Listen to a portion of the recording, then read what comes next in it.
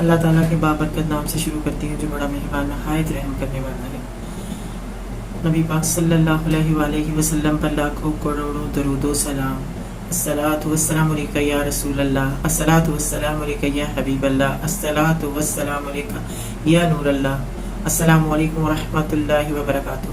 آپ سب کیسے ہیں؟ اللہ تعالیٰ آپ سب کو اپنی حفظ و امان میں رکھے، اپنی رحمتوں کے سائے میں رکھے انشاءاللہ۔ اور ابھی حدیث پڑھتے ہیں، اس کے بعد قرآن پڑھیں گے انشاءاللہ۔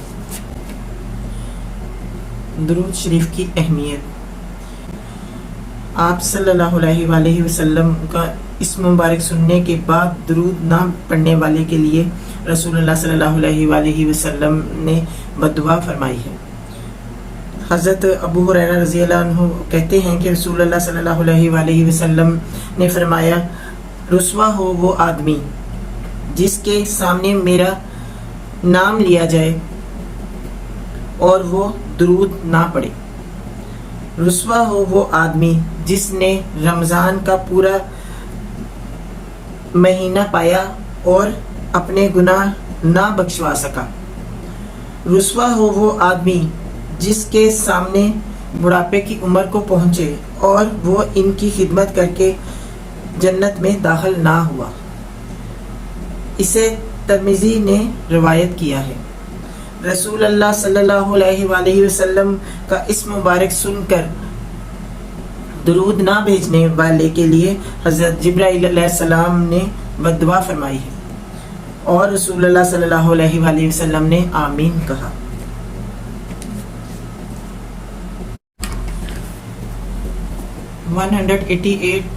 سے 210 تک آیات پڑھی تھی اور 9 رکوع پڑھا تھا۔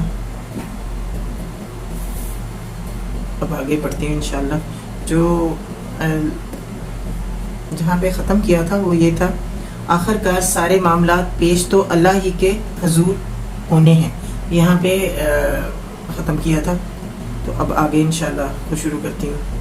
اعوذ باللہ من الشیطان الرجیم، بسم اللہ الرحمن الرحیم۔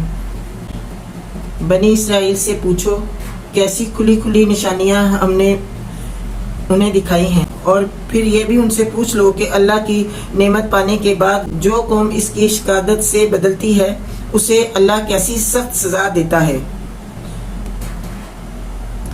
جن لوگوں نے کفر کی راہ اختیار کی ہے ان کے لیے دنیا کی زندگی بڑی محبوب و دل پسند بنا دی گئی ہے۔ ایسے لوگ ایمان کی راہ اختیار کرنے والوں کا مذاق اڑاتے ہیں، مگر قیامت کے روز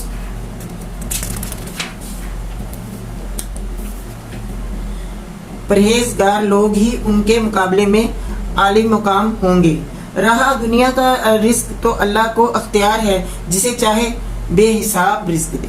ابتدا میں سب لوگ ایک ہی طریقے پر تھے، پھر یہ حالت باقی نہ رہی اور اختلافات رونما ہوئے۔ تب اللہ نے نبی بھیجے، راست روئی پر بشارت دینے والے اور کج روی کے نتائج سے ڈرانے والے تھے، اور ان کے ساتھ کتاب برحق نازل کی تاکہ حق کے بارے میں لوگوں کے درمیان جو اختلافات رونما ہو گئے تھے ان کا فیصلہ کرے۔ اور ان اختلافات کے رونما ہونے کی وجہ یہ نہ تھی کہ ابتدا میں لوگوں کو حق بتایا نہیں گیا تھا، نہیں، اختلافات ان لوگوں نے کیا جنہیں حق کا علم دیا جا چکا تھا۔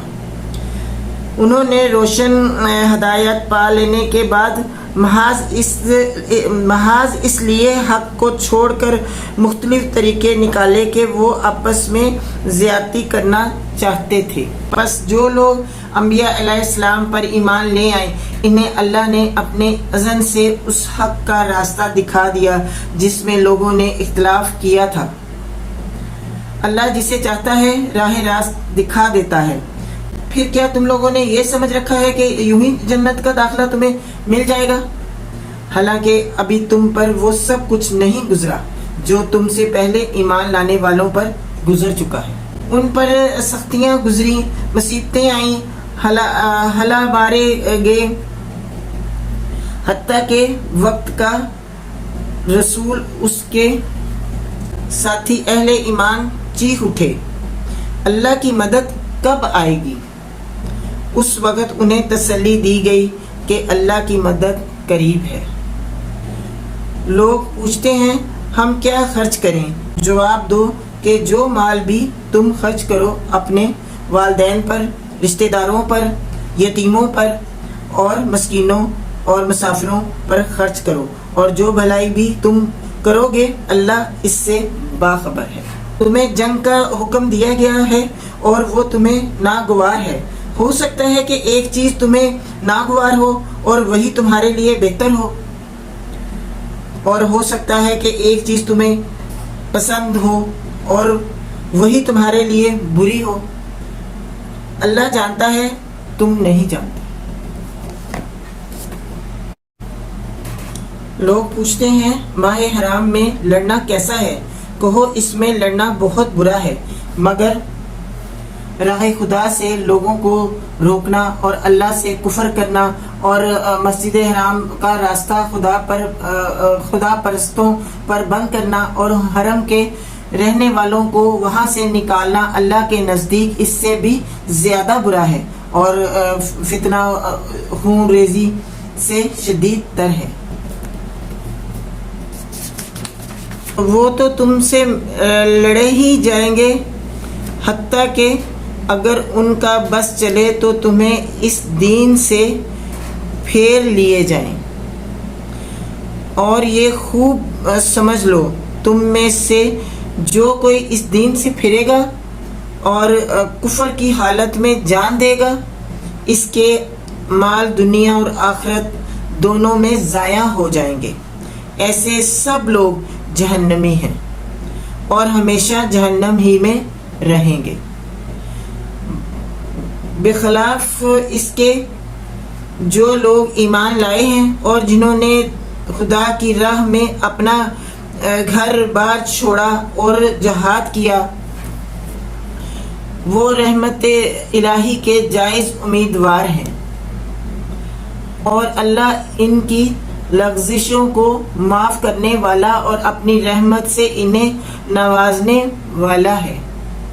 پوچھتے ہیں شراب اور جوئے کا کیا حکم ہے؟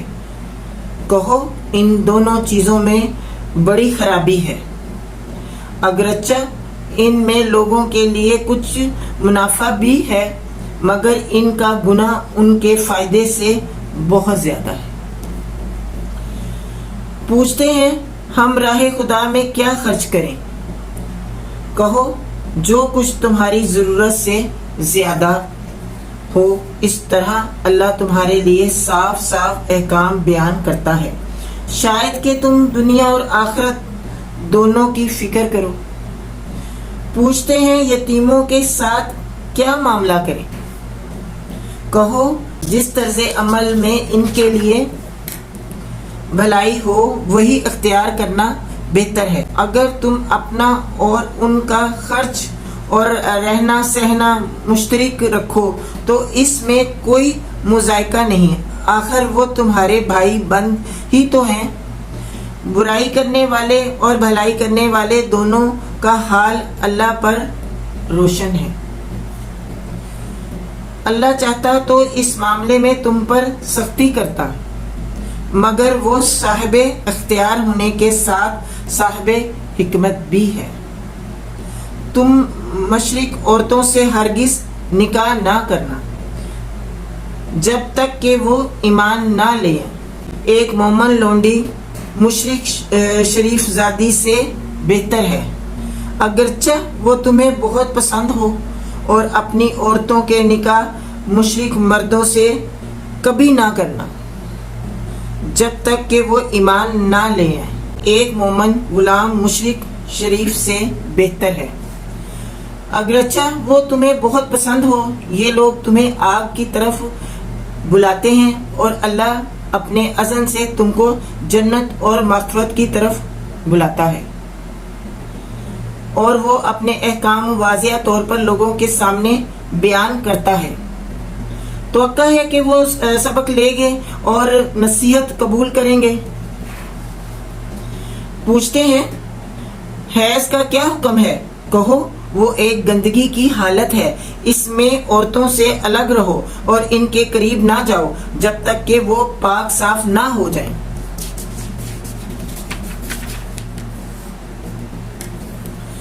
پھر جب وہ پاک ہو جائیں تو ان کے پاس جاؤ اس طرح جیسا کہ اللہ نے تم کو حکم دیا ہے۔ اللہ ان لوگوں کو پسند کرتا ہے جو بدی سے باز رہیں اور پاکیزگی اختیار کریں۔ تمہاری عورتیں تمہاری کھیتیاں ہیں، تمہیں اختیار ہے جس طرح چاہو اپنی کھیتی میں جاؤ، مگر اپنے مستقبل کی فکر کرو اور اللہ کی ناراضگی سے بچو۔ خوب جان لو کہ تمہیں ایک دن اس سے ملنا ہے، اور اے نبی صلی اللہ علیہ وآلہ وسلم، جو تمہاری ہدایت کو مان لے انہیں فلاح و سعادت کا مرصدہ سنا دو۔ اللہ کے نام کو ایسی قسمیں کھانے کے لیے استعمال نہ کرو جن سے مقصود نیکی اور تقوی اور بندگانے خدا کی بھلائی کے کاموں سے باز رہنا ہو۔ اللہ تمہاری ساری باتیں سن رہا ہے اور سب کچھ جانتا ہے۔ جو بے معنی قسمیں تم بلا ارادہ کھا لیا کرتے ہو ان پر اللہ گرفت نہیں کرتا، مگر جو قسمیں تم سچے دل سے کھاتے ہو ان کی باز پرس وہ ضرور کرے گا۔ اللہ بہت درگزر کرنے والا اور بردبار ہے۔ جو لوگ اپنی عورتوں سے تعلق نہ رکھنے کی قسم کھا بیٹھتے ہیں ان کے لیے 4 مہینے کی مہلت ہے۔ اگر انہوں نے رجوع کر لیا تو اللہ معاف کرنے والا اور رحیم ہے۔ اگر انہوں نے طلاق ہی کی ٹھان لی ہو تو اللہ سب کچھ سنتا اور جانتا ہے۔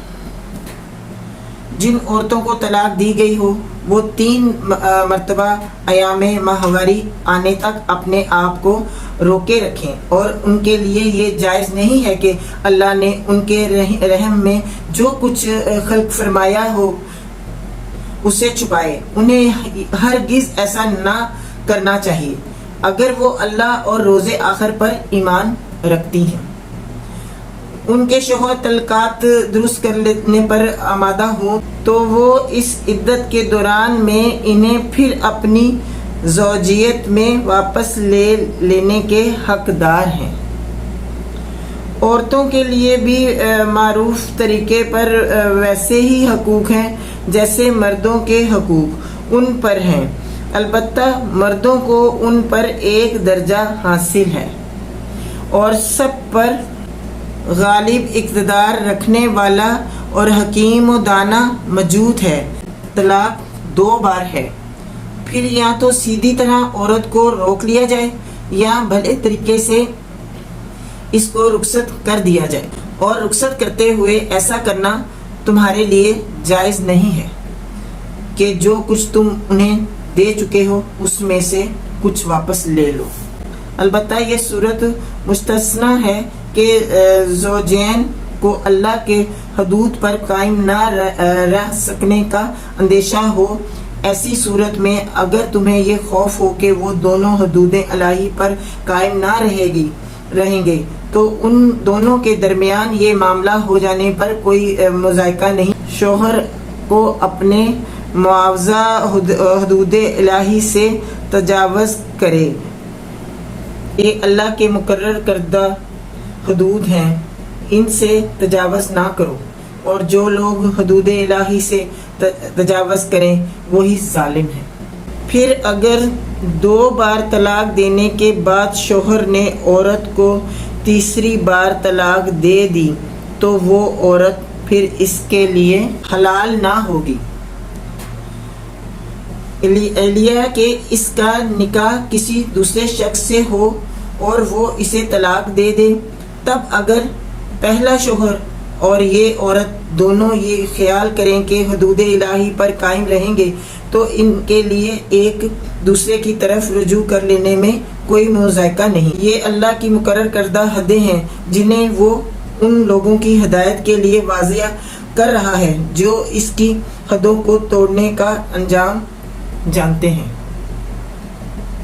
اور جب تم عورتوں کو طلاق دے دو اور ان کی عدت پوری ہونے کو آ جائے تو یا بھلے طریقے سے انہیں روک لو یا بھلے طریقے سے رخصت کر دو، محاذ ستانے کی خاطر انہیں نہ روکیں رکھنا کہ یہ زیادتی ہوگی۔ جو ایسا کرے گا وہ در حقیقت آپ اپنے ہی اوپر ظلم کرے گا۔ اللہ کی آیات کو کھیل نہ بناؤ، بھول نہ جاؤ کہ اللہ نے کس نعمت عظمیٰ سے تمہیں سرفراز کیا ہے۔ وہ تمہیں نصیحت کرتا ہے کہ جو کتاب اور حکمت اس نے تم پر نازل کی ہے اس کا احترام ملحوظ رکھو، اللہ سے ڈرو اور خوب جان لو کہ اللہ کو ہر بات کی خبر ہے۔ 210 سے